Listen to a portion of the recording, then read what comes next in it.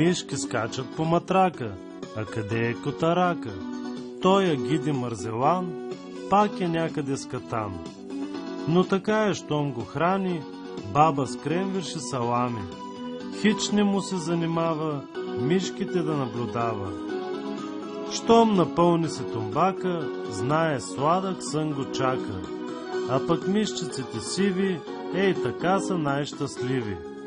Видят ли го, че задряма, почва веселба голяма. Ала вече не се трае, трябва баба да узнае.